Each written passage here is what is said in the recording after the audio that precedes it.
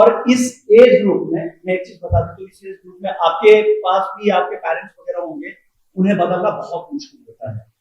वही ट्रम्प के साथ है, ट्रम्प इस एज में जाकर नहीं बदलने वाले हैं और इस तरह के इराटिक फैसले लेते रहेंगे जिसका पूरे ही ग्लोबल इकोनॉमी पे असर होगा। अब बात करते हैं इजराइल और यूएस की तरफ से जो ईरान पे हमले किए गए हैं। इजराइल के कंधे पर अमेरिका बंदूक चला रहा है, इजराइल बस बोरा है, क्योंकि इजराइल की हिम्मत नहीं, हमने देखा था कि गाजा में वो धीरे धीरे पस्त होने लगा था।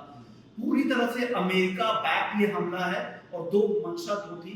एक तो उनके न्यूक्लियर पावर प्लांट को खत्म करना वहां से, ताकि वो इस न्यूक्लियर कैपेबल ना कभी बन जाए, ताकि गल्फ में एक बड़ा चेहरा ना उभरे, ताकि गल्फ में उनका दबदबा बना रहे। दूसरा, वहां पर उनके लीडरशिप को हटाना। तो लीडरशिप हट गई है, अब मुझे लगता है कि बहुत ज्यादा वहां पे तनाव नहीं रहेगा। कुछ इंटरनल प्रोटेस्ट होंगे, लेकिन धीरे धीरे, क्योंकि बहुत सारे ऐसे भी लोग हैं जो नए जनरेशन से वो बदलाव चाह रही थी, मॉडर्नाइजेशन चाह रही थी, वो वहां पर चेंजेस देखने को मिलेगा, लेकिन उसमें कुछ वक्त लग सकता है। तो उनकी उनकी पूरी लीडरशिप साफ हो गई। तो खामेनी साहब की फैमिली साफ हुई, कमांडर साफ हुए, रक्षा मंत्री साफ हुए, और कहा जा रहा है कि 9 से ज्यादा बड़े अधिकारी साफ हुए हैं। तो इस वजह से अब जो लीडरशिप होगी, उनका जो तरीका होगा, तौर तरीका धीरे धीरे बदलेगा, और हो सकता है शाह की एंट्री भी हो जाए वहां पर उनकी राजनीति में। और बात करते हैं यहाँ पर कौन कौन सी ऐसी कम्युनिटीज है। सोना चांदी रिफ्लेक्शन होता है इस तरह के रिस्क का, नी जर्क रिएक्शन के तौर पे तेज होगा। मुझे लगता है जैसे जैसे प्रीमियम कम होगा वापस नीचे आएंगे। रियल रिफ्लेक्शन इस तरह की लड़ाई में क्रूर दिखाता है, क्योंकि जियोपॉलिटिकल रिस्क है, और स्ट्रेट ऑफ हॉर्मुज एक बड़ा एरिया है जो ईरान की खाड़ी है, जो गल्फ ऑफ ओमान को, अरब सागर सबको कनेक्ट करता है, और 20 से 25% क्रूड ऑयल की सप्लाई वहां से होती है। तो क्रूड तो बॉयल करेगा। इस लड़ाई के बाद मुझे लगता है कि शांत होने के बाद भी क्रूड कुछ तेज रहेगा। हो सकता है कि $90-100 की तरफ भी ब्रेंट आपको वापस से बढ़ता हुआ देखे, तो उसकी तेजी कुछ और चल सकती है। अब इक्विटी मार्केट की अगर बात करें, तो इक्विटी मार्केट में नी जर्क रिएक्शन आएगा, बहुत ज्यादा पैनिक नहीं आएगी, क्योंकि अब इस तरह की लड़ाई की आदत हो चुकी है। और जहां तक बाकी देशों के परसेप्शन की बात है, अब अपनी लड़ाई आपको खुद लड़नी पड़ेगी। जब भारत और पाकिस्तान की लड़ाई हुई थी, कोई देश सामने से सपोर्ट नहीं किया था, बस उनको आर्म्स बेचना है। चाइना सिर्फ आर्म्स बेच रहा था पाकिस्तान को, ऐसा नहीं था कि वो खुद के सामने से सपोर्ट कर रहा था। रूस भारत को आर्म्स बेच रहा है, यूएस या यूरोप को अपने हथियार बेच रहे हैं, सबका धंधा है। बस अपनी लड़ाई आपको इंटरनली स्ट्रॉन्ग करने पड़ेंगे। अब इक्विटी मार्केट में चलेगा, डिफेंस सेक्टर पे खास फोकस रहेगा, डिफेंस आपको मजबूत करना पड़ेगा, पूरी दुनिया उस पर अब जोर लगाएगी, वो चलते रहेंगे, एक वो सेक्टर होगा। क्रूड में बॉयलिंग जारी रहेगी, सोने चांदी भी चलते रहेंगे, क्योंकि अलग मैटर्स भी काम करते हैं। डिवेस्टमेंट जैसी मामला भी है, डॉलर डिवेस्टमेंट होगा, धीरे धीरे भरोसा कम होगा यूएस की इकोनॉमी में। और न्यूट्रल जो कोई भी करेंसी होती है, अगर दूसरी करेंसी की तरफ शिफ्ट होते हैं, तो वो डॉलर के बाद अगर किसी और करेंसी की तरफ जाना है, तो बीच का जो रास्ता होगा वो सोना ही होगा। तो सोना चलता रहेगा। हालांकि आपने कहा कि यूएस डॉलर के ऊपर पे एक जो फेथ है वो हम कम होते हुए देखेंगे, लेकिन अभी जो हमारे पास में खबरें निकल करके आई, वो मैं मनोज जी आपके पास लेकर के आता हूँ कि ये चर्चा है कि रशिया और अमेरिका भी अब कहीं ना कहीं संवाद पर आए, और उस संवाद के अंदर में हम ये देख रहे हैं कि वो रशिया जो है एग्री कर रहा है कि हम डॉलर के बीच के अंदर में ही ट्रेड को जारी रखें। पहले ये था कि कुछ कंट्रीज, भारत भी उसमें शामिल था, कि भाई चलिए डॉलर से शिफ्ट होते हैं और अदर करेंसी या तो एक नई करेंसी बनाई जाए, या फिर हम सोने और चांदी के अंदर है, जो हमने बोल रहे सोने और चांदी के अंदर देखा उसका एक कारण था। लेकिन जिस तरीके से भारत वापस से अमेरिका और इसराइल के अंदर में जाने का मतलब भारत का, प्रधानमंत्री साहब का, क्या हम यही समझे कि भाई जो अमेरिका चाह रहे कमोबेश वो लगभग हम मान रहे हैं, और अमेरिका के साथ में डील तक हमारी बातचीत पहुंच गई है। इसको किस नजर से देखा जाए? क्या आपको वाकई में लगता है कि अब डॉलर और जो गोल्ड के अंदर में जो फ्लक्चुएशंस थी वो अब संवाद की स्थितियों में आ चुकी हैं, इसलिए वहां पर कोई अब शायद फियर नहीं होगा, डॉलर इंडेक्स वापस से उठेगा, और जो अनसर्टेनिटी इस समय पर बनी, क्योंकि सत्ता जरूर परिवर्तित हुई है इराक, लेकिन अभी परिवर्तन जो आया है वो खामनेई साहब का बेटा ही बना है, जिन्होंने सेना को पहले भी लीड किया है। और जख्म, क्योंकि ईरान ऐसी कंट्री रहा है और ऐसी कंट्री है जहां पर एक व्यवस्था एग्जीक्यूटिव थी और एक व्यवस्था बनी हुई थी, और वो अपने सुचारू रूप से चल रही थी। और जब आप किसी चलती हुई व्यवस्था के अंदर में इंटरप्शन लेकर के आते हैं तो शायद हम जिन नतीजों की सोच रख रहे होते हैं उसके बिल्कुल विपरीत जाकर के आपको रिजल्ट्स देखने को मिलते हैं। आपको क्या लगता है? सुरेश जी, सबसे पहले तो धन्यवाद चर्चा में शामिल करने के लिए। बिल्कुल यहाँ पे जैसा कि आपने पहली बात कही कि रशिया और अमेरिका संवाद के रास्ते पर आ रहे हैं, लेकिन जो वर्तमान घटनाक्रम है पूरी दुनिया का, उसको देखते हुए मुझे नहीं लगता कि रशिया यहाँ पे यूएस के साथ इतनी जल्दी वहाँ पे संवाद के लिए लौटेगा। क्योंकि हमने देखा कि जब रशिया और यूक्रेन का वॉर वहाँ पे शुरू हुआ था तो सबसे पहले जो रशिया के जितने भी जो फॉरेन असेट्स थे अराउंड $300 बिलियन के, वो वहाँ पे यूएस और जितने भी जो वेस्टर्न कंट्रीज थे उनके द्वारा सीज किए गए थे। तो जो भरोसा था रशिया का दुनिया के सबसे बड़े जो देश अमेरिका और यूरोप के, तो वो भरोसा टूटा था। तो मुझे नहीं लगता कि वहाँ पे फिर ऐसी भरोसे वाली संवाद की कोई स्थिति निर्मित होगी। ओके, पहली चीज। दूसरी चीज जो आपने बोला कि यहाँ पे डॉलर जो जिस तरह से यहाँ पे ईरान के ऊपर स्ट्राइक इजराइल और यूएस ने की है, और अमेरिका यहाँ पे चाह रहा है कि सभी जो देश है उनके साथ वो ट्रेड डील करके और ट्रेड के रास्ते पे लौटे और डॉलर की जो सुप्रीमेसी है वो कायम रखे।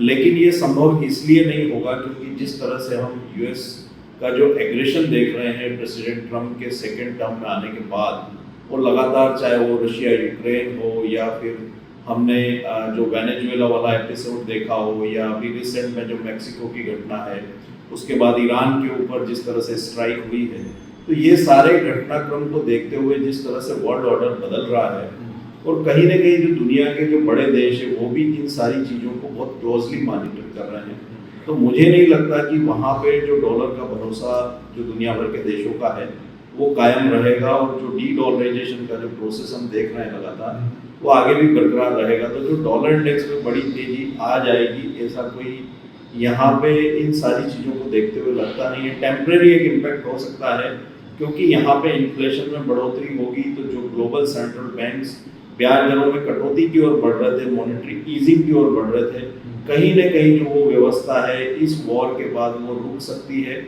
और जो ब्याज दरों में कटौती की संभावना हम लगा रहे थे वो अब यहाँ पे कयास जो है वो ठंडे पड़ सकते हैं क्योंकि कच्चा तेल यहाँ पे बड़ी बढ़त दिखाएगा, उसका असर साफ तौर पे जो है ब्याज दरों में कटौती जो संभावित थी वो अब यहाँ पे रुकती हुई नजर आएगी। तो टेम्परेरी एक इम्पैक्ट डॉलर इंडेक्स में तेजी का देखने को मिल सकता है लेकिन वो सस्टेनेबल नहीं होगा। तीसरी चीज जो आपने ईरान में सत्ता परिवर्तन की बात कही और जो वॉर कितना लंबा चलेगा इसको लेकर के जो आपने चर्चा रखी है, तो निश्चित रूप से वहाँ के जो सुप्रीम लीडर थे, अभी उनकी जो नेक्स्ट जो लीडरशिप है वो वहाँ पे उस व्यवस्था को संभालेगी तो वो कितना इस सिचुएशन को हैंडल कर सकती है। दूसरा जो वहाँ पे जो पुराने लीडर थे उनके बेटे शाह को भी वहाँ पर रिप्लेस करने की चर्चा हो रही है। तो इन सारी चीज़ों को देखते हुए यूएस और बाकी जो दुनिया के जो देश हैं, जो यूएन है, उनका क्या मत रहता है इन सारी चीज़ों को देखते हुए, वो काफ़ी देखने वाली बात होगी। लेकिन जिस तरह से ईरान के ऊपर स्ट्राइक हुई है और उनका एग्रेशन देखने को मिल रहा है, जो यूएस के जो मध्य पूर्व के देशों में जो आर्मी के बेस है वहाँ पे जिस तरह से ईरान रिटेलिएट कर रहा है, इन सारी चीज़ों को देखते हुए अभी ऐसा लग रहा है कि जल्द ये वॉर की 2-4 दिन या एक सप्ताह में खत्म हो जाए ऐसी स्थिति नहीं है। और जो सेकेंड लीडरशिप है वो अभी रिटेलिएट करेगी और हो सकता है कि यूएन में कोई चर्चा इस चीज़ के ऊपर हो और वहाँ पे कोई जो है निष्कर्ष निकलता हुआ नजर आए। एक चीज़ इसमें जो सबसे इम्पोर्टेंट है देखने वाली वो ये है कि जो दो बड़े सहयोगी देश है ईरान के, चाइना और रशिया, उनका क्या यहाँ पे जो ईरान के साथ में सपोर्ट रहता है या वो डायरेक्ट यहाँ पे इस वॉर में शामिल होते हैं या उनका बैकएंड से कोई सपोर्ट रहता है। अगर ये दोनों देश ईरान के साथ में समर्थन में आते हैं तो फिर ये वॉर भी जो है रशिया यूक्रेन के जैसे लंबे समय तक जारी रह सकती है। अजय जी, जो ओवरऑल इम्पैक्ट अपन देख रहे हैं मिडिल ईस्ट कंट्रीज का, जैसा कि नाम लिया, खाड़ी देश इससे बड़े प्रभावित। ईरान ने जितने भी अमेरिका के बेस थे इन खाड़ी देशों के अंदर बने हुए, चाहे वो दुबई के अंदर थे या फिर बहरीन के अंदर, तो सबके ऊपर पे उसने अटैक किया और ये एक मैसेज दिया कि ईरान को कमजोर मत समझा जाए। और ईरान ने कहीं ना कहीं ये एक मैसेज देने की उनको भी, खाड़ी देशों को भी ये कोशिश की कि कहीं आप ये समझ रहे हो कि अमेरिका आपको सुरक्षित करके रखे हुए है, तो ऐसा मत समझिए, अमेरिका ने आपको कोई भी प्रोटेक्शन नहीं दे रखा। देखिए, मैं आपके ऊपर पे हमला कर रहा हूँ और मैंने आपको हमला किया और आपको निष्ठ नाबूद किया। तो ये एक मैसेज कहीं ना कहीं गया। और इसको आप किस नजर से देख रहे हैं? और अगर मैं पर्टिकुलरली गोल्ड और सिल्वर की बात करता हूँ, तो क्या यहाँ पर अब हम एक बुलरन देखेंगे? क्या जो तेजी हमने पिछले 2025 के अंतिम महीनों के अंदर में देखी, जनवरी 2026 के अंदर हमने देखी, क्या वैसा सा एक बुलरन आपको यहाँ पे दिखाई देता है अनसर्टेनिटी का? या आप लोग समझ गए कि भाई बहुत ज्यादा तेजी इसमें नहीं आने वाली है, जो तेजी आने की आ चुकी है? इस युद्ध की पहले से संभावनाएं थी और लगातार। अच्छा, दूसरी सबसे बड़ी इंपॉर्टेंट चीज ये थी कि अमेरिका और ईरान टॉप टेबल पर बैठे थे, टॉप टेबल पर आ चुके थे। संभावनाएं ये थी कि ये इनकी एक सहमति बने। और ऐसा क्या हुआ? क्योंकि ये तो दिखाई दे रहा था भाई, जिनेवा के अंदर में ईरान की और अमेरिका की मीटिंग थी, ईरानी जो मंत्री थे वो वहां पर पहुंच चुके थे। तो इस इतने कम अंतराल के बीच के अंदर में युद्ध करने की अमेरिका को और इजराइल को ऐसी क्या जरूरत? नमस्कार सुरेश जी। सबसे पहले तो बिल्कुल जो कमोडिटी में हलचल मची है वो जनरली हम देखते हैं कि ग्लोबल मार्केट में अनसर्टेनिटी हुई। तो सवाल को हम 1 2 3 की जगह पे 3 1 2 पे चलते हैं, क्योंकि हमने देखा कि पिछले साल भी यूएस और ईरान दोनों आमने सामने आए, बिल्कुल। बट हमने पिछले 1.5 साल के अंदर एक चीज़ क्या देखी, यूएस कोई भी लड़ाई में सीधे तरीके से इन्वॉल्व नहीं होना चाहता। क्योंकि जब डोनाल्ड ट्रंप जीत कर आते हैं तब उन्होंने 2 चीज़ बोली थी। एक कि पीस रखूंगा मैं पूरी दुनिया में, मुझे नोबेल पुरस्कार चाहिए, या जो भी है ये हम मार्केट में जो बातें चल रही। बट एक था कि जो भी लड़ाई है वो मैं ख़त्म करूँगा। दूसरा, इन्फ्लेशन को कम करूँगा। सबसे बड़ी बात है 2025 में आप देखो कच्चा तेल $70 के ऊपर नहीं गया, डिस्पाइट कि हमने लड़ाई देखी, अनसर्टेनिटी देखी, सब देखी, सप्लाई बनी हुई थी, जो भी कारण हो वो देखा। लेकिन ईरान को दबा के रखना बहुत ही इंपॉर्टेंट है, क्योंकि यूएस नहीं चाहता। आज इंडिया के साथ भी ऐसा ही हुआ था। जब इंडिया ने न्यूक्लियर टेस्ट किया था तो इंडिया पे भी सैंक्शंस लगे, तो इंडिया ने क्लियर कहा था कि ये हम कोई डिस्ट्रक्टिव पर्पस के लिए नहीं ले रहे हैं, हम लोग ग्रोथ के लिए ले रहे हैं, और हम कभी भी फर्स्ट यूज़ नहीं करेंगे। लेकिन ईरान के केस में मिडिल ईस्ट यूएस के हाथ से धीरे धीरे खसकता जा रहा है। हमने यूएस और सऊदी के रिलेशंस भी देखे हैं, जो पहले दबदबा हुआ करता था वैसा नहीं है। तो अगर ईरान अभी जो न्यूक्लियर हम यूरेनियम अरेंजमेंट बोल रहे हैं वो 64% पे पहुंच चुका है। अगर कोई भी स्टेट 90 पे पहुंच जाता है तो हम बोल सकते हैं कि वो एक तरह का न्यूक्लियर स्टेट बन चुका है। और ईरान का न्यूक्लियर स्टेट बनना मतलब यूएस के जो दबदबा मिडिल ईस्ट में बना हुआ है, क्योंकि अभी भी आप ये देखिए 40 साल से जिस कंट्री के पास तेल है वो राजा। तो हमने ये जितनी भी लड़ाई देखी है वो तेल के पीछे की है। तो यूएस अपना दबदबा नहीं छोड़ना चाहता। हाँ, इससे पहले जो बैठकें हुई है वो क्यों फेल हुई? क्योंकि देखो यूएस को ये चीज़ करना ही था, जब तक ये रिजिम चेंज नहीं होगी तब तक ये उठ कर वापस आएंगे। अभी भी सबको ये लग रहा है कि चलो किम मर गए हैं, उसके बाद अब ये साथ हो जाएगा। तो सुबह ही मैं कुछ न्यूज़ और पढ़ रहा था, तो हमने हमारे ये कहानियों में सुनते हैं रक्त बीज, ये एक मर जाए तो दूसरा आ जाएगा। तो ईरान की भी सिचुएशन कैसे डिसेंट्रलाइज ऑफ पावर है। ऐसा नहीं है कि अगर आपने एक को ऊपर से मार दिया तो बाकी सब न्यूट्रल, वैसा नहीं है। तो ऑलरेडी हमने देखा इसके ऊपर वर्क किया होगा। इनफैक्ट अभी भी इवेंट में जिनके साथ बैठा था तो बोला मेरे को काफ़ी ट्रेड ना ईरान के साथ चलता है। अब हमको ऐसा सुना है कि एक खेमनी नहीं, कम से कम 6 खेमनी।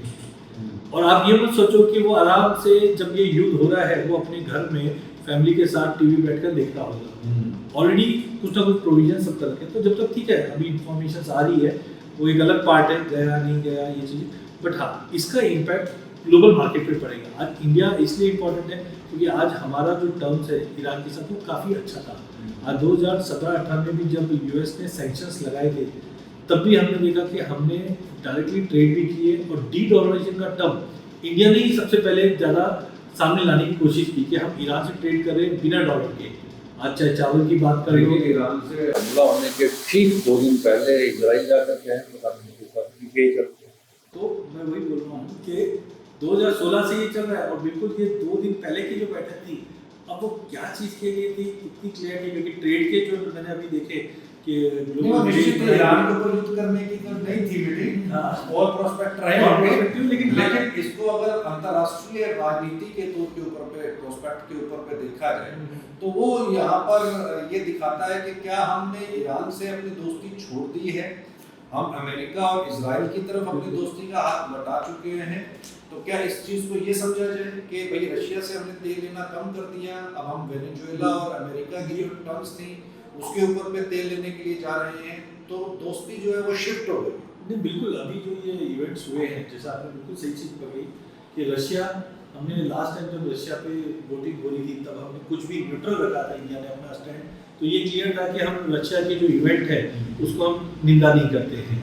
दूसरा जो ईरान वाला केस हुआ, तो ऐसा भी है कि इंडिया अपने आप को सेफगार्ड करना चाहता है, न्यूट्रल रहना चाहता है कि ठीक है अभी समझ में आ गया रिजिम चेंज की सिचुएशन है तो बेटर हम इधर जाए, चाहे हम तालिबान वाले केस में देख लें, तो कहीं ना कहीं ठीक है यूएस प्रो बोल सकते हैं, डिपेंड है इंडिया की सिचुएशन, हम न्यूट्रल रखती है इंडिया अपने आप को, तो कभी मैं कमोडिटी में इसका असर पड़ रहा है और इंडिया को तो डेफिनेटली पड़ेगा, चाहे हम बासमती की बात करें, चावल चाय की बात करें, काफ़ी चीज़ों में इन्वॉल्व है। लेकिन इन सब का जो सबसे बड़ा बैरोमीटर आता है वो होता है कच्चा तेल, और कच्चे तेल के साथ साथ सोना।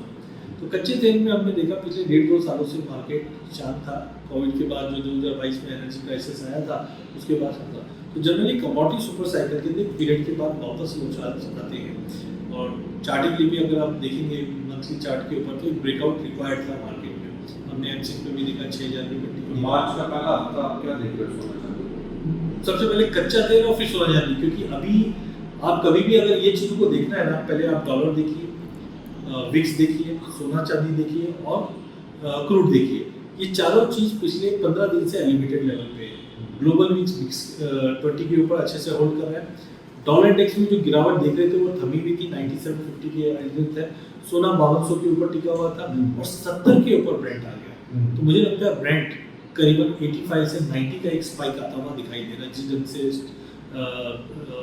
स्टेट ऑफ होम्स में जो कंसर्न चल रहे हैं उसका एक इम्पैक्ट दिखेगा और उसका टेम्पररी जंप आता हुआ दिखाई देगा। तेल बढ़ेगा तो उसका इम्पैक्ट आप सारे एडिबल ऑयल पे मान के चलो, तो इस पे भी आएगा। और सोने में एज ऑफ नाउ मुझे लगता है कि सबसे बड़ा ये इवेंट ये है कि ये कितने दिन चलेगा, क्योंकि अभी जो हमने रिसेंटली व्हाइट हाउस से जो स्टेटमेंट देखे हैं कि कुछ हफ्ते तक चलेगा ये, जब वो खुद यूएस मान रहा है जबकि इलेक्शन के टाइम पे बोलता है, और हमने देखा भी वेनेजुएला को 3 घंटे में, या लास्ट टाइम हमने देखा 3 दिन के इवेंट के अंदर फिनिश कर दिया, लेकिन इस बार अगर ये हफ्ता भर बोल रहा है तो इसका मतलब ये कुछ बड़ा हो सकता है। नहीं, मेक्सिको नहीं है ना ईरान, ईरान को मेक्सिको नहीं माना जा सकता। और वो हुआ भी है ना कि कल उन्होंने जो अभी आपने क्वेश्चन पूछा था उसमें यही था कि आज दुबई में भी हमला करना, जबकि दुबई को सबसे पीस सिटी बताई जाती है, और आजू बाजू में करके बता दिया कि देखो आप you are not been insured by us, कि आज मैं यहाँ से बैठ के ड्रोन अटैक कर सकता हूँ, तो वो काफ़ी इंपॉर्टेंट है। उससे जो मार्केट का सेंटीमेंट बहुत ज़्यादा बिगड़ा है। कल भी मैं कोई गोल्ड इवेंट में था तो वहाँ पे भी चर्चा इसी चीज़ की चल रही थी, तो आई थिंक गोल्ड में एक बड़ा उछाल हम देख रहे हैं, जो एटलीस्ट अगर हम देखें तो नया हाइक जो 5600 वो तोड़ता हुआ दिखाई देता है, ऊपर में 6150 से 6180 का लेवल दिखे। हाँ, ये लेवल टिकेंगे नहीं, क्योंकि अब क्या हो रहा है कि आप देखिए पैसा कहाँ मूव हो रहा है। पहले हमने देखा कि चलो सोने इक्विटी में चल रहा था, जब हमने कोविड के बाहर निकले तो इक्विटी ग्लोबल मार्केट में लिक्विडिटी पंपिंग की गई थी तो इक्विटी में पैसा आ रहा था, वहाँ से निकला क्रिप्टो में गया, क्रिप्टो में हमने देखा बिटकॉइन ने 128 तक गया, मैं ट्रैक नहीं करता उस चीज़ को, लेकिन वहाँ से 50% का फॉल आ गया। अब वो पैसा गया किधर है? वो पैसा अल्टीमेटली सोने चांदी में 2 साल से गया, इक्विटी का पैसा भी आ गया, जैसा हम बोलते हैं करंट अर्निंग में लोगों का रुचि बहुत ज़्यादा थी निफ्टी बैंक निफ्टी में, अब वो खत्म हुए तो सोने चांदी में आ गई, और वो वोल्टिलिटी हमने सोने चांदी में देखी है। तो मुझे लगता है कि अभी वापस से जो ये वोल्टिलिटी टाइम भी सोने चांदी को सपोर्ट करेगा, और जैसे हम मई जून के बाद जाएंगे ये पैसा वापस रूट आउट होकर, चाहे वो इक्विटी सस्ते दिखने लग जाएंगे आपको या क्रिप्टो दिखने लग जाएगा, बट मुझे लगता है ये शॉर्ट टर्म में चांदी के ऊपर में $110 और गोल्ड है वो 6180-6200 तक का लेवल लगता है। बट हाँ, सेकंड हाफ में अगेन क्योंकि चीज़ें आप मैच्योर होते हुए देख रहे हो, आज हमने 3 साल से देख रहे हैं यूएस ईरान, अब हो गया, या तो यूएस मुक्की खाएगा या ईरान खाएगा, यूएस ईरान तो भी चलेगा, अभी ये कई दिनों तक चर्चा में रहेगा, मुझे ऐसा लगता है। क्योंकि ईरान इस समय पर और यूएस इस समय पर हॉट टॉपिक्स हैं और पूरे कमोडिटी मार्केट को ये अभी ड्राइव कर रहे हैं। अब ओवरऑल इस पूरे घटनाक्रम को आप किस नजर से देख रहे हो? जैसे कंसेंसस निकल के आया सभी का, कच्चा तेल इस समय पर एक हॉट कमोडिटी दिखाई दे रहा है कि सप्लाई चेन जो है वो डिस्टर्ब हो रही है। इधर से सोने चांदी के अंदर एक सेफ हेवन जो हम शब्द यूज करते हैं लगातार प्रोग्राम्स के अंदर, सेफ हेवन है, सेफ हेवन है, सोने और चांदी का निवेश हो रहा है। जैसे अभी अजय जी ने कहा कि अपॉर्चुनिटी जहाँ दिखाई देती है, स्पाइक जहाँ दिखाई देता है, इन्वेस्टर वहाँ पे पैसा लगाता है।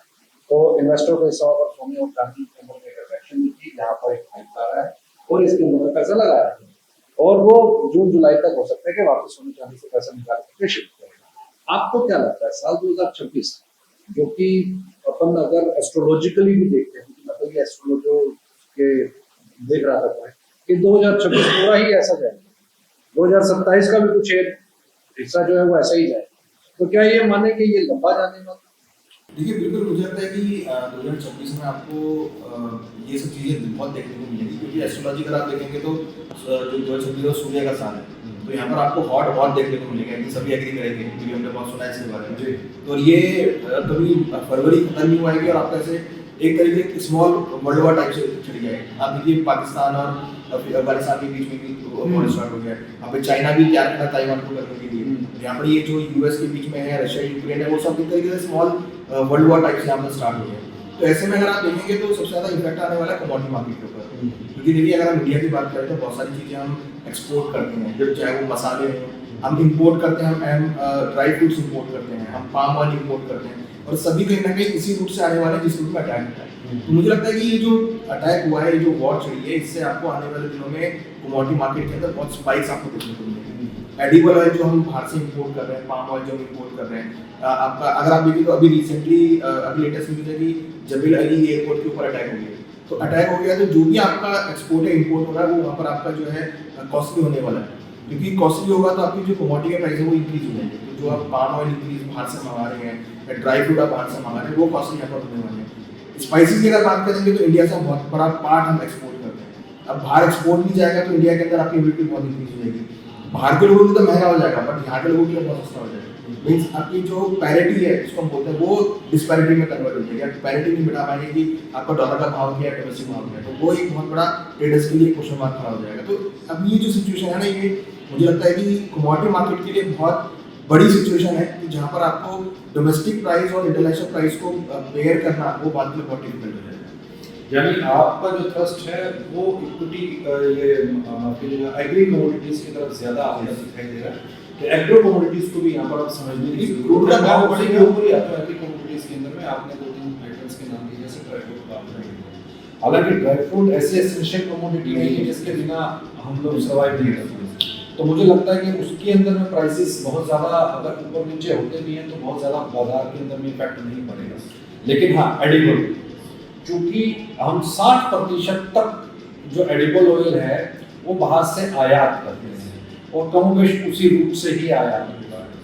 अब जब क्या हम ये मान करके चले कि मस्टर्ड की सीज भी आने वाली, सरसों सर पर है और प्राइसेस यहाँ पर प्रोडक्शन हालांकि इसका अच्छा खासा माना जा रहा है, 140 लाख मीट्रिक टन, तो गवर्नमेंट का एस्टिमेट है कि 139 लाख टन के आउटकम का प्रोडक्शन रहेगा, 10% पिछले साल से हाइक है। प्राइवेट प्लेयर्स भी ये मान रहे हैं कि ज्यादा नहीं तो 5% तो हम भी मान करके चलते हैं कि प्रोडक्शन अभी तक की जो फसल की स्थितियां हैं वो कमोबेश ये बताती हैं, लेकिन मार्च एंड तक हमें पता चलेगा एग्जैक्ट फिगर्स क्या हैं। ठीक, क्या हम ये मान करके चले कि जो सरसों के ऊपर पे हम प्रेशर देख रहे थे और जो कैटल फीड के ऊपर पे हम प्रेशर देख रहे थे, तो वो अब प्रेशर ना करके उसके अंदर में हम कम से कम गिरावट नहीं देखेंगे, प्राइस स्टेबल भी हो सकते हैं और यहाँ से ऊपर भी जा सकते हैं। क्या आपको लगता है और कितना % इसके ऊपर पे आप इफेक्ट करेंगे? देखिए एक चीज़ और है कि क्रूड के प्राइस बहुत बढ़ गए हैं, तो जो भी आपकी ट्रांसपोर्टेशन कॉस्ट है वो आपकी महंगी हो जाएगी, जो आपकी इंटरनेशनल लेवल पर ट्रांसपोर्टेशन है, उसकी वजह से जो हम पाम ऑयल इंपोर्ट कर रहे हैं वो आपका कॉस्टली होता हुआ दिखेगा। रिसेंटली अगर आप देखेंगे तो सोयाबीन ऑयल के प्राइस बहुत इंक्रीज हुए हैं जब से चाइना ने सोयाबीन को इम्पोर्ट करना चालू किया है, तो कहीं ना कहीं उसकी वजह से भावों में बहुत तेजी आ गई। मुझे लगता है कि इसका इम्पैक्ट आपको डोमेस्टिकली सरसों में बहुत देखने को मिलेगा, तो जो भाव गिरते हुए नजर आ रहे हैं शायद वो गिरते हुए रुक जाए, और हो सकता है कि प्राइस में स्टेबिलिटी देखने को मिले, और अगर ये बहुत ज़्यादा इंक्रीज हो गई तो हो सकता है कि प्राइस शूट अप करते हुए नजर आए, क्योंकि रुपये यहाँ पर अगर डेप्रिशिएट होगा और अगर किराया माल भाड़ा आपका महंगा होगा तो आपको जो एग्रीकल्चर कमोडिटी की जो आपकी ट्रांसपोर्टेशन है वो आपकी महंगी हो जाएगी। और इंटरनेशनल कार्गो की वजह से, क्योंकि पाम अगर नहीं आया भारत के अंदर तो अल्टीमेटली आपकी जो डिमांड है वो सारी सरसों के ऊपर शिफ्ट होती दिखेगी। ओके मनोज जी, अगर मैं ओवरऑल स्पाइसेस, क्योंकि आज हम सब लोग स्पाइस के ही के अंतर में है तो स्पाइसेस को भी चर्चा करनी बनती है। प्रोस्पेक्ट तो इंडस्ट्री को ये दिखाई दे रहा था कि इस बार स्पाइसेस जो है ठीक ठाक जाएंगे और एक पॉजिटिव हम सेंटीमेंट आते हुए देखेंगे। जीरा की क्रॉप को लेकर के जो इस समय पर बाजार गर्म है कि जी क्रॉप साइज जो है वो इस समय पर डैमेज है और फार्मर्स ने शिफ्ट किया है, जो प्रोडक्शन आना चाहिए शायद वैसा प्रोडक्शन नहीं है, छन छन करके अलग अलग खबरें आ रही हैं। लेकिन अब जो ये जो वॉर हुआ है भाई, आपका मैक्सिमम एक्सपोर्ट ओरिएंटेड ही तो है। और पिछली बार से अगर मैं 2024 की बात करता हूँ, 25 फाइनेंशियल ईयर की बात करता हूँ, उससे अगर कंपैरिजन करूं तो एक्सपोर्ट आपके पहले ही कम थे, एक्सपोर्ट पिछले हैं। और अब ये युद्ध, और वो भी मिडल ईस्ट के अंदर में जिस तरीके की अनसर्टेनिटी पैदा हुई है, तो उसने एक भय और पैदा कर दिया, क्योंकि मेजर मार्केट आपके हैं और उधर यूरोपियन मार्केट्स के अंदर में आपके स्पाइसेस जाते हैं, यूएस में भी स्पाइसेस आपके लैंड करते हैं। सीधा सीधा झटका है, डंट है। तो जो एक्सपेक्टेशंस थी ओवरनाइट, वो एक्सपेक्टेशंस बदल गई, सिनेरियोस चेंज हो गए। देखिए यहाँ पे सुरेश जी क्या है कि जब भी कोई इस तरह की घटना होती है, स्पेशली जब बड़ा वॉर होता है, तो उसका टेम्पररी इम्पैक्ट तो बिल्कुल देखने को मिलता है। और being a leading exporter in terms of specially in spices, क्योंकि हमारी जो स्पाइस की एक्सपोर्ट की जो इंडस्ट्री है वो अराउंड $5 बिलियन की है, लगभग हम 45,000 करोड़ का एक्सपोर्ट मसालों का करते हैं। और जो हमारे फ्री ट्रेड एग्रीमेंट, चाहे वो मिडल ईस्ट के साथ हो या यूरोपीय देशों के साथ हो, या जिस तरह से ट्रेड डील की चर्चा अमेरिका के साथ चल रही थी, तो यहाँ पे जो वॉर हुआ है उसकी चलते यहाँ पे एक्सपोर्ट में जो 3 चीज़ें बड़ी इंपॉर्टेंट होती है, जो CIF हम बात करते हैं, कॉस्ट, इंश्योरेंस और फ्रेट। तो कॉस्ट भी हमारी बढ़ेगी क्योंकि डॉलर महंगा होगा, रुपया कमजोर होगा। दूसरा आपका इंश्योरेंस की कॉस्ट बढ़ेगी, वॉर का टाइम है। और तीसरा कच्चे तेल की कीमतें बढ़ने से आपका फ्रेट भी इंक्रीज होगा। तो ऐसे में आपका जो एक्सपोर्ट मार्केट है वो वहाँ पे कहीं ना कहीं थोड़े समय के लिए वायबल नहीं रहेगा, डिस्पैरिटी होगी। तो निश्चित रूप से उसका असर यहाँ पे जो एक्सपोर्ट के शिपमेंट्स है उसके ऊपर पड़ता हुआ नजर आएगा। लेकिन यहाँ पे जो भी एक्सपोर्ट होता है, जो आपके प्री शिपमेंट होते हैं, वो प्रोसेस जारी रहेगा। आगे की जो आपके शिपमेंट की बुकिंग है, तो वहाँ पे आप कोई भी शिपमेंट करते हो तो उसका पीरियड 90 डेज, 120 डेज इस तरह से होता है। तो अब देखना ये है कि ये वॉर अगर यहाँ पे अगले 1 से 2 सप्ताह में खत्म हो जाती है, तो उसका बहुत ज़्यादा इम्पैक्ट जो है एक्सपोर्ट के ऊपर पड़ता हुआ नजर नहीं आएगा। लेकिन अगर वॉर लंबे समय तक चलता है तो निश्चित रूप से उसका असर रहेगा। लेकिन अपने को एक चीज़ यहाँ पे ये भी देखना चाहिए कि जो भारत की डोमेस्टिक जो मसाला की इंडस्ट्री है वह भी बहुत बड़ी है। और हम लगभग यहाँ पे 2,25,000 से 2,40,000 की जो है डोमेस्टिक हमारी कंजम्पशन है। और जो हम इस बार उत्पादन का अनुमान लगा रहे हैं, जैसे जीरा में हम अनुमान लगा रहे हैं कि गत वर्ष की तुलना में यहाँ पे जो उत्पादन है वो 15 से 20% कम रह सकता है। In terms of number of bags जो है वो 75 लाख बैग की क्रॉप हम अनुमानित निकाल रहे हैं। धनिया में हम अनुमान लगा रहे हैं कि 20 से 25% का क्रॉप कम होगा। और पिछले 2 सालों से कैरी ओवर स्टॉक्स भी जो है वो लगातार कम हो रहे हैं। तो एक शॉर्ट टर्म इम्पैक्ट कीमतों पे देखने को मिलेगा, जिसका असर फरवरी हमारा समाप्त हो चुका है, मार्च और मिड अप्रैल तक रह सकता है, क्योंकि अराइवल का सीजन भी रहेगा नए क्रॉप का। तो उसका प्रेशर 1-1.5 महीना रह सकता है। लेकिन जिस तरह से बैलेंस शीट है और डोमेस्टिक कंजम्पशन है, और हमारा मानना है कि जो इंटरनेशनल घटनाक्रम है वो भी ज़्यादा लंबे समय तक खींचते हुए नजर नहीं आएंगे, तो मिड अप्रैल के बाद हमारी जो एक्सपोर्ट मार्केट है वहाँ भी फिर से एक बार सुधार आएगा। और ये हम कह सकते हैं कि जो डोमेस्टिक मार्केट है या जो स्टॉकिस्ट हैं उनके लिए एक अपॉर्चुनिटी भी हम कह सकते हैं कि प्राइसेस जो है थोड़ा एलिवेटेड लेवल पे चले गए थे कुछ स्पाइस के, तो यहाँ पे मार्केट एक अपॉर्चुनिटी देगा उनको वापस से रीस्टॉकिंग के लिए। तो शॉर्ट टर्म में मार्केट में प्रेशर अगले 1 से 1.5 महीना, स्पेशली स्पाइस की अगर हम बात करें, क्योंकि बड़ी एक्सपोर्ट मार्केट है तो वहाँ रह सकता है।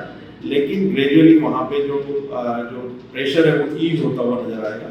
और मिड अप्रैल के बाद हमारा मानना है कि चीज़ें फिर से एक बार ठीक होना शुरू होगी। दुश्मन, क्योंकि जैसा कि जैन साहब ने बताया कि भाई अभी तो चलो इंटरनेशनल सिनेरियोस अपन क्योंकि मेजर स्पाइसेस के अराइवल का भी समय, ठीक है, धनिया है, जीरा है, तो ये हॉट कमोडिटीज जो हैं उनके अराइवल का भी ये समय है।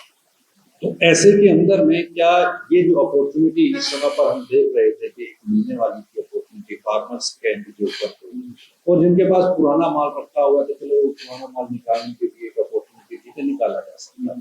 तो अब इस पूरे घटनाक्रम को हम किस नजर से देख सकते हैं और उसको किस एंगल से अपने को देखना चाहिए, क्या आपको लगता है कि यहाँ से प्राइजेस जो है वो एक कारण बन गया कि भैया जीरे के ट्रेडर्स जो एक्सपेक्ट कर रहे थे कि यार तेजी आनी चाहिए, एक स्पाइक बनना चाहिए था, प्रोडक्शन के फिगर्स जिस तरीके के बताए जा रहे थे मार्केट में, चाहे वो धनिया के हो जीरा के हो, एक हमने अभी पिछले हाल शॉर्ट टर्म के अंदर में तेजी बुल रन भी देखा हम दोनों ही कम्युनिटीज के बीच के अंदर। तो अब दो घटनाक्रम हो गए, एक तो ईरान वाला और दूसरा अराइवल का प्रेशर। इन दोनों को आप किस नजर से? देखिए, आमतौर पर अराइवल प्रेशर में दाम अगर फंडामेंटल्स मजबूत भी है तो भी बहुत ज़्यादा तेजी नहीं दिखती है, क्योंकि लगता है कि पीक अराइवल में आने वाला है। दूसरा, मार्च का महीना एक्सपोर्टर्स के लिए खराब रहने वाला है, ये आप मान कर चलिए, क्योंकि ईरान की चीज़ें ठीक होते होते वक्त लगेगी, कुछ रिटेलिएट करेंगे, लेकिन उन्हें रीयूनाइट होने में, क्योंकि उनके बहुत सारे बेस इन्होंने खत्म कर दिया होगा, उन्हें पता है कि कहाँ से वो हमले कर सकते हैं, तो उस हिसाब से उन्होंने टारगेट किया होगा। लेकिन तो भी आपको मध्य मार्च तक स्थिति ठीक नहीं रहेगी एक्सपोर्टर्स के लिहाज से, तो एक्सपोर्ट आपके कम होंगे। दूसरा, अराइवल सब यहाँ से बढ़ते ही जाएंगे, हल्दी, जीरा, धनिया, तीनों ही कम्युनिटी अलग अलग राज्यों के हिसाब से अराइवल देख रहे हो, तो वो तो एक्सपोर्ट के लिहाज से खराब होगा। इंपोर्टेड जो भी कमोडिटीज है, जैसा इन्होंने कहा, खास करके एडिबल ऑयल, डॉलर वगैरह तो कम इंपोर्ट करते हैं, लेकिन एडिबल ऑयल पे प्रेशर बहुत ज़्यादा रहेगा, और क्योंकि वहाँ भी इंपोर्ट तो वो महंगा हो जाएगा। लेकिन वहाँ पर भी एडिबल ऑयल को लेकर मैं एक चीज़ कहूँगा कि यूएस की जो बायोफ्यूल पॉलिसी होगी वो काफ़ी अहम होगी। वो पॉलिसी मार्च के अंदर ही तय हो जानी है। अगर वो बायो पॉलिसी में अगर किस तरह का मैंडेट देते हैं, कितना उन्हें ब्लेंड करना है सोया वाइट को, उसके आधार पर सोया चलेगा। क्योंकि पूरी साउथ अमेरिकन कंट्रीज में अगर देखेंगे तो इस बार बम्पर क्रॉप है, ठीक है, तो ओवर सप्लाइड मार्केट है, तो वहाँ पर दाम मुझे नहीं लगता कि बहुत ज़्यादा बढ़ने वाले हैं। पाम की भी सप्लाई अच्छी है, सोया की भी सप्लाई अच्छी है। अब एक दूसरे के ऊपर ये रहेगा, जहाँ पे प्रीमियम मिलेगा वो उसकी इंपोर्ट हम भारत में कम हो जाएगी, जहाँ दाम सस्ता मिलेगा उसका इंपोर्ट बढ़ेगा, तो पाम और सोया के बीच में चलता रहेगा। सरसों हमें कुशन देगा, जब भी स्थिति खराब होगी, सरसों की क्रॉप बहुत अच्छी है तो वो सपोर्ट मिल जाएगा। तो इस तरह से स्थिति चलती रहेगी। एक्सपोर्ट के लिहाज से चिंताएं थोड़ी अभी बनी रहेगी, 15-20 दिन तक तो खराब होने वाला है। मतलब ये अभी जीरा, धनिया और हल्दी और पर्टिकुलरली लाल मिर्च की बात करूँ, जिसमें हमने बड़ा जबरदस्त बुल रन देखा अभी, क्योंकि एक 2 महीने के अंदर अंदर एक जबरदस्त बुल रन आया है लाल मिर्च के अंदर, तो इनके अंदर भी अभी हम क्या प्रेशर देखेंगे, इसमें करेक्शन आएगी और कितने फीसद तक की करेक्शन आएगी? परसेंटेज का मैं क्वांटिफाई करना मुश्किल है, क्योंकि मैं एनालिस्ट के तौर पे बता नहीं सकता, लेकिन डेफिनेटली यहाँ पे प्रेशर है, क्योंकि सारे ही जो भी हम एक्सपोर्ट ओरिएंटेड जो भी एग्री कम्युनिटीज है ना, उन पे प्रेशर आना तय है। एक तो अराइवल वाला मामला, और दूसरा जिस तरह के रिस्क यहाँ पे बढ़ते जा रहे हैं उसका साफ तौर से। आप कैसे देख रहे हैं इस पूरे घटनाक्रम को? अगर मैं पर्टिकुलरली स्पाइसेस पैक की बात करता हूँ तो जीरा, धनिया, हल्दी, लाल मिर्च, यहाँ पर कितने % का प्रेशर आपको दिखाई देता है? क्या हम ये मान करके चले कि मार्च का जो पहला हफ्ता शुरू होने जा रहा है, ये पहले हफ्ते के अंदर में दबाव बरकरार रहेगा और इसके अंदर में हम डिप देख सकते हैं? देखिए, इस बार अगर आप देखेंगे तो अराइवल सीजन जो है स्टार्ट होने वाला है, और अच्छी खासी अराइवल्स इस बार में है, चाहे जीरे की क्रॉप हो, चाहे धनिया की हो, चाहे हल्दी की हो, सभी में अच्छा खासा अराइवल है। हालांकि पिछले साल के मुकाबले थोड़ा बहुत कम है, मगर ये जो एक्सपोर्ट का इशू है ना, ये यहाँ पर सबसे ज़्यादा चैलेंजिंग होगा, क्योंकि अब नई क्रॉप में जनरली एक्सपोर्ट के सौदे चालू हो जाते हैं, आपको एक्सपोर्ट करना है, तो अब हो सकता है कि शायद एक्सपोर्ट के सौदे होने में आपको टाइम लगेगा, और कहीं ना कहीं हो सकता है कि वो आपका अप्रत्यक्ष होता हुआ दिखाई दे। तो मुझे लगता है कि तब तक आपको हो सकता है कि 4 से 5% की गिरावट जो है भावों में देखने को मिल सकती है। हालांकि देखिए, जब एक्सपोर्ट चालू होगा तब आपको अच्छा खासा मोमेंटम देखने को मिलेगा। फिलहाल तो मुझे लगता है कि प्राइस बहुत स्टेबल रहेंगे, अभी 4 से 5% की गिरावट आ सकती है। 4 से 5%। अच्छा, जैसे ये तो स्पाइसेस की बात है कि भाई जैसे हमने बताया 4 से 5% का एक प्रेशर दिखाई देता है। 4 से 5% तो एक दिन में भी यहाँ से हो सकता है कि वाइप आउट हो जाए, जिस तरीके के सिनेरियो जिस समय पर बनते हुए दिखाई दे रहे हैं। निश्चित तौर के ऊपर जो प्रोसेसर्स हैं वो अभी नया माल जो है उसको प्रोक्योर करने के लिए शायद विचार करें, सोचें कि भाई एक बार पहले हम स्थितियाँ देख लें, तो हमारा पैसा तो नहीं फंस जाएगा, क्योंकि उनको तो 2 तरह से और 3 तरह से मार पड़ती है। एक उनका इंटरनेशनल में पैसा फंसता है, दूसरा डोमेस्टिक के अंदर में आपके जो माल है, जो गुड्स आपका पड़ा हुआ है उसमें पैसा आपका फंस जाता है। तीसरा, जहाँ जिस वेयर हाउस के अंदर में आपने माल रखा हुआ उस वेयर हाउस की आपके ऊपर पे कॉस्टिंग इंक्रीज होती चली जाती है, तो उनके पास में वो ब्याज बदले का सोर्स जो है वो खत्म हो जाता है। तो अगर ओवरऑल प्रोस्पेक्ट के साथ में समझा जाए तो क्या इस हफ्ते, मार्च के पहले हफ्ते के अंदर इन स्पाइसेस के अंदर में पोजीशन खड़ी करनी चाहिए, लेना चाहिए या वेट एंड वॉच की पॉलिसी अपनानी चाहिए कि थोड़ा सा जहां पे आपको करेक्शन मिले वहां से आप बाइंग अपॉर्चुनिटीज ले सकते हैं, लेकिन वो लेवल्स कैसे तय हैं? भाई आपकी 12,000 रुपए वाली हल्दी जो है अगर 16,000 17,000 रुपए पर ट्रेड हो रही है तो क्या ये राइट टाइम है इसके अंदर में एंट्री करने का? नहीं, या फिर वहां तक आने दो एक बार, क्योंकि हल्दी तो 8,000 रुपए पर से चली थी, ठीक है, और उसको हमने 100% के ऊपर पे जाते हुए देखा। इसी तरीके से अगर मैं जीरे की बात करूं तो जीरा वापस से क्रैक्ट होकर के जब 18,000 रुपए के आसपास आया वहां से वापस बाउंस कर गया। धनिया के अंदर हमने बाउंस आते हुए देखा, 8,000 रुपए की आइटम और ऊपर चली गई। तो ओवरऑल सिनेरियोस करेक्शंस का लेवल क्या आप मान करके चलते हो कि वो एक एंट्री पॉइंट्स हो सकते हैं मार्च के अंदर में? अगर आपको नहीं अराइवल, अच्छा मार्च जो है वो आपका क्लोजिंग ईयर सेशन भी है, फाइनेंशियल ईयर आपका क्लोज हो रहा है, तो क्या उस समय पर पे आपके पास ये अपॉर्चुनिटीज हैं, आप बाय करिए या फिर अभी वेट एंड वॉच की पॉलिसी? नहीं, बिल्कुल मार्च मंथ बहुत ही इंपॉर्टेंट है 3-4 तरीके से। पहला, चलो हम बोल सकते हैं फाइनेंशियल ईयर क्लोजिंग। जनरली कोई भी व्यापारी इसमें पैसा अटकाना नहीं चाहता, क्लोजिंग्स है तो वहाँ पे एक ट्रेड पे दो चीज़ें, ट्रेड बढ़ता भी है, लेकिन इस वक्त जो मार्केट में पेमेंट की जो सिचुएशन बनी हुई है वो टाइट है। दूसरा ग्लोबल फैक्टर्स, तो ग्लोबल फैक्टर्स की वजह से जैसे विष्णु ने बताया एक्सपोर्ट पे इम्पैक्ट करेगा, तो वो डेफिनेटली गवर्नमेंट टेक केयर कर रही है कि कहाँ पे उसको ले, लेकिन उसका एक सेंटिमेंटल इम्पैक्ट है। थर्ड है जो फिजिकल साइड है वो है हार्वेस्ट पीरियड। आज अगर कोई व्यापारी देख रहा है कि धनी का अभी माल आना चालू होगा तो फार्मर तो बिल्कुल नहीं करेगा, माल आएगा तो डेफिनेट। तो मुझे लगता है ऐसी चीज़ों में आप एज ए ट्रेडर या स्टॉकिस्ट चक्कर में मत पड़िए। क्यों? आप पहले देखिए ओवरऑल सेंटिमेंट क्या है। आज धनी का जो कैरी ऑन स्टॉक है वो करीबन 20-22 लाख बोरी का है। अगर ये साल की फसल, जैसे पिछले 2 साल में 1-10 की क्रॉप आई थी, ये साल सुनने में आ रहा है 85 आ जाए, 90 आ जाए, वो आज FIS में हमको समझ में आएगी, बट मैं उनका एक भी आ जाए तभी 1.25 वर्स्ट इन केस है।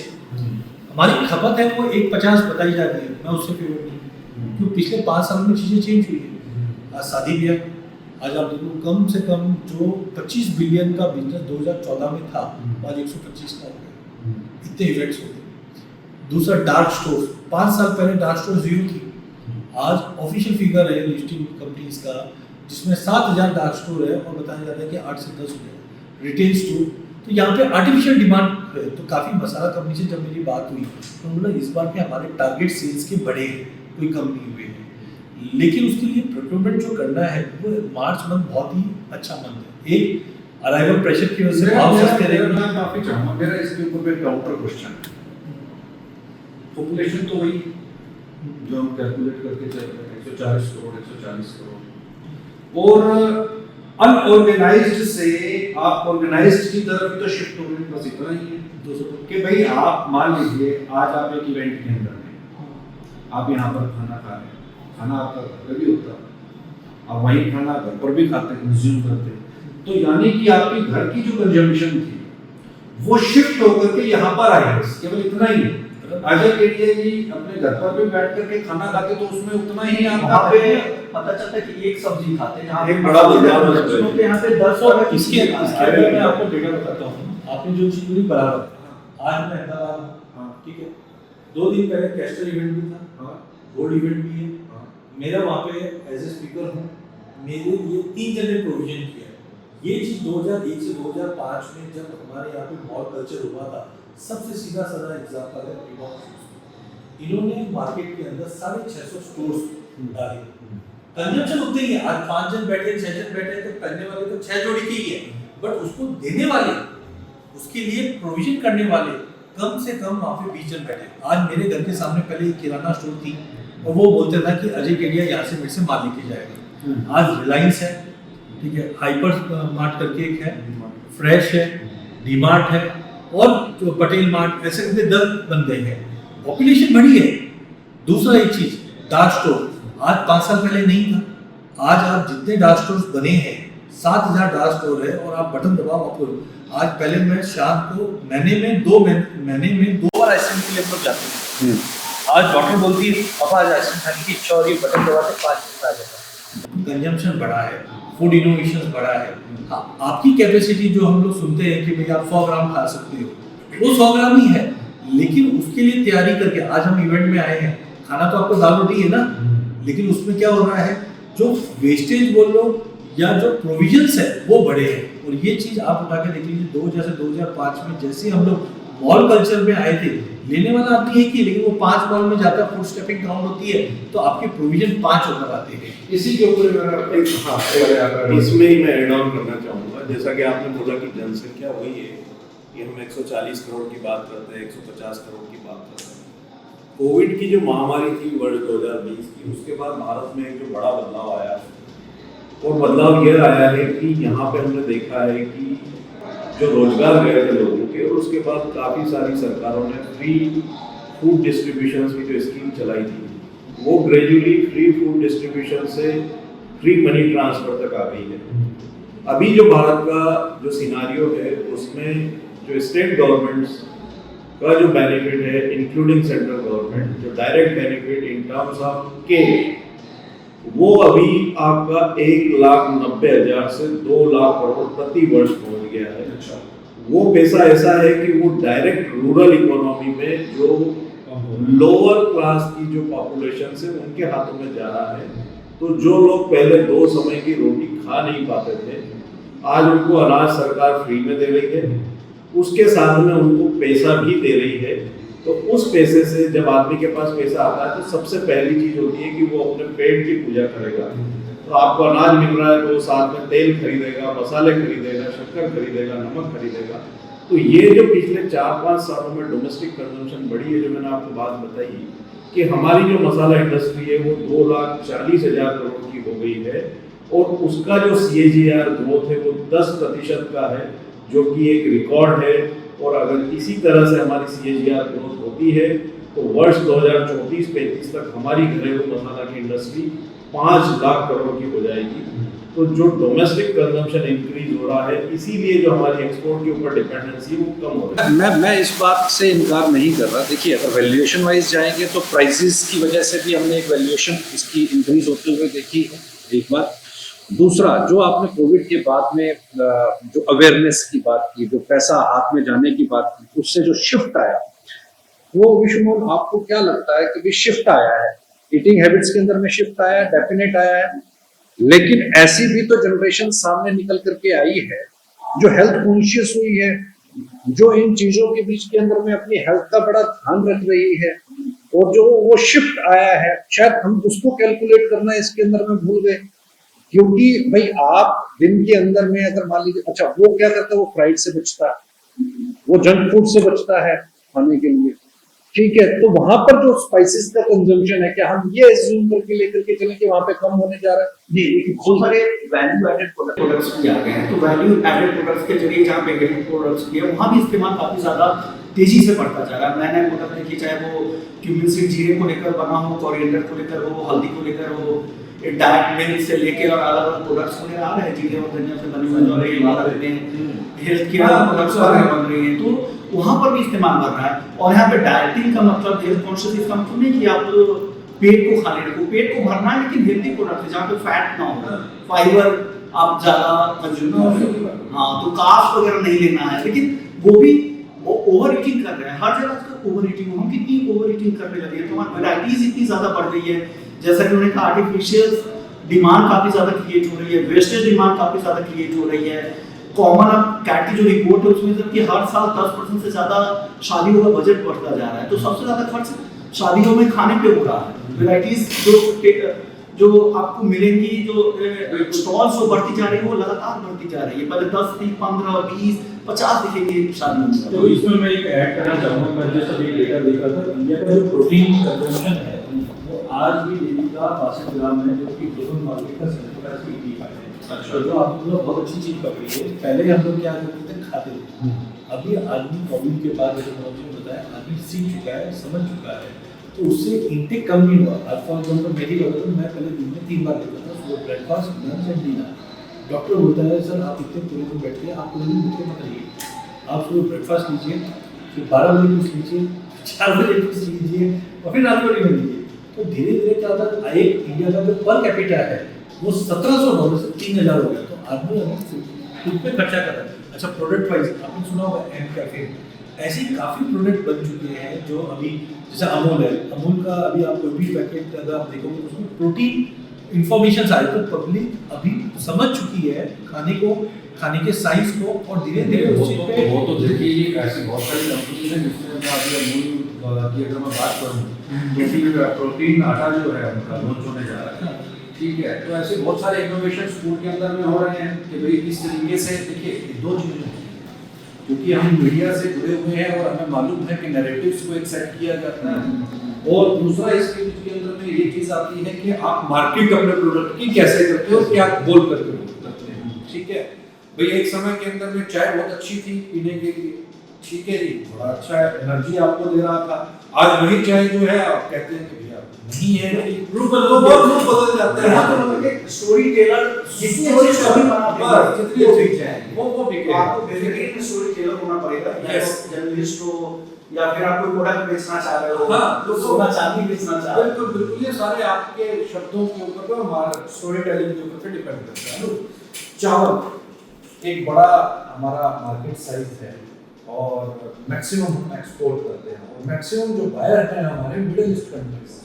अब मिडिल ईस्ट कंट्रीज के बीच के अंदर में हमारा चावल का जो निर्यात है, आपको लगता है कि पहले ही हम तो 2 साल से हमारा चावल एक्सपोर्ट बैन था, खुला तो हमारे पास में सरप्लस आ गया, दुनिया के सबसे लार्जेस्ट राइस प्रोड्यूसर है हम, और उसके बाद यहाँ पर सबसे लोएस्ट प्राइस इंटरनेशनल मार्केट के अंदर में चावल के भारत के हैं, और उसमें भी मिडिल ईस्ट कंट्रीज के बीच के अंदर में इस तरह की इनफर्टिलिटी हो जाना, क्या ये माने कि चावल के जो एक्सपोर्टर्स हैं, जो शेलर्स हैं, जो मिलर्स हैं, वो बड़े संकट के अंदर इस समय पर आ रहे हैं। देखिए बिल्कुल हम बहुत बड़ा बासमती का क्वांटिटी हम एक्सपोर्ट करते हैं मिडिल ईस्ट में, और ये इशू होना ये खाली ईरान में नहीं है, पूरे मिडिल ईस्ट में है। तो ऐसे में मुझे लगता है कि कहीं ना कहीं जो भी एक्सपोर्टर है, राइस के जो एक्सपोर्टर है, डेफिनेटली उनके ऊपर एक क्वेश्चन मार्क लगेगा कि भाई आप कैसे एक्सपोर्ट करोगे, या जो उनका प्राइसिंग है वो किस तरीके आप डिसाइड करोगे। आगे अब आप देखिए अब 2 महीने बाद नई क्रॉप का जो है मानसून आती क्रॉप आनी चालू हो जाएगी, उसको आप कहाँ स्टोर करोगे, आपके पास वेयर हाउसिंग कैसे आप मैनेज करोगे। तो ये बहुत सारे चैलेंजेस जो है वो यहाँ पर होते हुए दिखाई देंगे, क्योंकि देखिए मार्च और अप्रैल में जनरली मैक्सिमम एक्सपोर्ट आपको जाते हैं राइस के, आपको गोडाउन खाली करना है, आपको वेयर हाउस बनाना है, आपको नई क्रॉप के लिए स्पेस बनाना है, तो वो सब चीज़ें चैलेंजेस हो जाएगी। तो मुझे लगता है कि ये जो है वॉर सिचुएशन में ये चावल के ऊपर भी नेगेटिव इम्पैक्ट डालेगी। लास्ट क्वेश्चन मैं आप सबसे लूँगा हमारी बारी से, इन शॉर्ट, क्योंकि व्यूअर्स को हम ये बताना चाह रहे हैं इसके अंदर कि कौन सी कमोडिटी के अंदर में इस समय पर मेजर आपको बेनिफिट्स मिल सकते हैं, मुनाफा आ सकता है, किस पर बैक करना चाहिए। आप इसे शुरुआत करूंगा विक्रम, क्या लगता है आपको कौन सी कमोडिटी हॉट कमोडिटी इस बार बनने जा रही है, मसालों के अंदर में या ग्रेन्स के अंदर में? चाहे हम मक्का की बात करें, हालांकि टॉपिक बहुत है हमारे पास में डिस्कस करने के लिए, TDPS है, मक्का का मार्केट क्या कहता है, ठीक है, लेकिन ओवरऑल इसको कंक्लूड करते हुए आज की बोर्ड मीटिंग को, क्या आपको लगता है कौन सी कमोडिटी हॉट कमोडिटी? देखिए एग्री कमोडिटीज में तो मुझे लग रहा है धनिया, क्योंकि गेहूं चावल तो ऑलरेडी चावल की बात करें तो ओवर सप्लाइड मार्केट है, यहाँ तो लगातार गिरावट ही आगे भी गिरावट ही आएगी, 40-50% टूटने के बाद भी दबाव ही रहेगा। तो धनिया यहाँ पे स्पाइसेस सेगमेंट में मुझे लग रहा है। नॉन एग्री में मुझे कच्चा तेल और गोल्ड, ये दोनों बहुत पसंद आ रहे हैं। गोल्ड चलता रहेगा, गोल्ड बहुत छोटे मोटे करेक्शन आएंगे, लेकिन गोल्ड मुझे लगता है कि बेस्ट एसेट क्लास है। न्यूट्रल करेंसी के तौर पे आप इसे देखिए और धीरे धीरे आगे मिलेगा। देखिए मुझे लगता है कि एडिबल ऑयल में पाम के अंदर आपको एडिबल ऑयल में मोमेंटम देखने को मिलेगा, क्योंकि जितने भी इंपोर्ट आपके महंगे हो जाएंगे तो पाम आपको मुझे तो कॉस्ट होता हुआ दिखाई देगा। प्लस क्रूड के भाव जो बढ़ेंगे, क्रूड भी हॉट कमोडिटी रहेगा, क्रूड के भाव बढ़ेंगे तो उसका अल्टीमेटली कमोडिटी पर असर आता हुआ दिखाई देगा, और डेफिनेटली सेविंग एंड डिमांड के तौर पे आपका गोल्ड तो ऑलवेज रन करता हुआ दिखाई देगा। नॉन एग्री कमोडिटीज में सबसे पहले कच्चा तेल, जहाँ पे जो WTI की जो प्राइस है वो $74 से $80 तक जाती हुई नजर आएगी, लेकिन वो सस्टेनेबल नहीं रहेगी, वो शॉर्ट टर्म के लिए रहेगी 2 से 3 महीना, तो वो ध्यान रखना चाहिए। लेकिन गोल्ड यहाँ पर टॉप फेवरेट रहेगा, और पहले हम मान के चल रहे थे कि सोने की कीमतें 2026 में $6000 इंटरनेशनल मार्केट में जाएगी, लेकिन अब हमारा मानना है कि रिसेंट घटनाक्रम के बाद कीमतें $6300 तक भी अब सोने की कीमतें इंटरनेशनल मार्केट में जा सकती है। भारतीय बाजारों में 2,25,000 तक अब 2026 में कीमतें जा सकती है। एग्री कमोडिटीज में स्पाइसेस में यहाँ पे कोरिएंडर इस बार की हॉट कमोडिटी रहेगा, उत्पादन कम है, डोमेस्टिक कंजम्पशन अच्छी है, तो वहाँ पे 15 से 16 हज़ार तक भाव 2026 में जा सकते हैं। खाने के तेलों में एक स्ट्राइक रहेगा जो कीमतों को एक बार पाम की अगर बात करें तो 1350 तक भी जो है वो ले जा सकता है, उसके ऊपर नजर रखना चाहिए। बाकी ओवरऑल यहाँ पे नॉन एग्री कमोडिटीज में जिस तरह से जो रुपये की कमजोरी का जो सपोर्ट है वो मेटल्स को और अगर हम सिल्वर को कहें तो वहाँ भी रहेगा, लेकिन सोना सबसे जो हम कह सकते हैं कि अपनी चमक बरकरार रखेगा 26 में और नए हाईज वहाँ पे अब बनते हुए नजर आएंगे। मुझे लगता है फोकस एग्री कमोडिटी में माइनर कमोडिटीज पे करना चाहिए। तो सबसे अभी जो फोकस होना चाहिए धनिया में होना चाहिए। बैलेंस शीट काफ़ी टाइट है, ग्लोबल मार्केट का अगस्त सितंबर में समझ में आएगा रोमानिया बल्गेरिया का इस बार भी 2022 तक इम्पोर्ट है या नहीं। मेरे हिसाब से सभी जगह पे इम्पोर्ट इन्फ्लेशन को कम करने की वजह से ग्रेन्स के ऊपर फोकस ज़्यादा है। तो धनिया मुझे लगता है कि हाँ अभी मार्च में आवक या डिमांड को लेकर थोड़ा सा नीचे को वापस 10,000 के आसपास मिल जाए, अच्छा है लेके चलिए। ऊपर में मुझे लगता है कम से कम 180-170 तक का लेवल है, तो डबल होने के चांसेस धनिया में बहुत अच्छे लग रहे हैं। बैलेंस शीट 5 साल में सबसे फिगर आउट होकर दिख रही है। और अगर सपोज इम्पोर्ट वाला सिनेरियो नहीं बनता है तो मे बी ये कैस्केडिंग रहेगा, क्योंकि अब जो माल आ चुका है वो आ चुका है। अब नई सोई मिल जो होनी है वो हम जानते हैं अक्टूबर में होगी, पानी भी कम है तो इसका इम्पैक्ट कैस्केडिंग चलेगा। तो मैं जो रेंज बता रहा हूँ ऐसा मत समझिए कि महीने 2 महीने में, या आप एक परफेक्चुअली साल भर का व्यू लेके चलिए, जहाँ पे मुझे लगता है मिनिमम कंजर्वेटिव 180 तक का लेवल करने का। बहुत बहुत शुक्रिया आप सभी मेहमानों का। और मुझे लगता है कि जो इस समय पर चर्चा के अंदर में निकल करके आया है, क्योंकि चारों ही जो बोर्ड रूम के मेंबर्स हैं उनका ये मानना है कि धनिया हॉट कमोडिटी है, धनिया पर बेट लगाया जा सकता है। और इसके साथ साथ में सोना नॉन अगर एग्री कमोडिटीज की तरफ बात करें वो अपनी चमक को बरकरार रखेगा। जिस तरीके से इंटरनेशनल इस समय पर हम सिनेरियोज देख रहे हैं उसको देखते हुए साफ तौर के ऊपर पे ये दिखाई देता है कि सोना अभी अपनी चमक फीकी नहीं पड़ने देगा। इसमें एक बुलरन हम देखेंगे 6300 तक के ऊपर में लेवल्स हमें इंटरनेशनल मार्केट के दिखाई दिए हैं और बताए गए हैं, और साथ ही साथ डोमेस्टिक मार्केट के अंदर में 2,25,000 रुपए तक के हम लेवल्स देख सकते हैं। इसके अलावा जो चावल की अगर हम बात करते हैं तो चावल एक बार फिर से टेंशन का विषय बन चुका है। हालांकि बोर्ड के अंदर में चर्चा करने के लिए बहुत विषय हैं। अल्वीनो के ऊपर पे एक बड़ी डिबेट जो है जल्दी हम बोर्ड उसके ऊपर भी बिठाएंगे कि कौन कौन सी कमोडिटी उससे इफेक्ट कर सकती है, कितना प्रोडक्शन जो है वो हैम्पर कर सकता है, और साथ ही साथ जल्द ही आपके सामने सर्वे रिपोर्ट को भी हम पेश करेंगे। ग्राउंड क्या कहता है, खेत क्या बोलते हैं, कितनी फसल वहां से निकल कर आ रही है, चाहे धनिया हो, जीरा हो, हल्दी हो, और साथ ही लाल मिर्च हो। ये तो स्पाइसेस की बात हो गई। और अगर हम ग्रेन्स की बात करते हैं तो मक्का का बाजार क्या कहता है, लेकिन अगली बोर्ड मीटिंग के ऊपर हम इसमें चर्चा करेंगे। कहीं ना जाए देखते रहे मार्केट।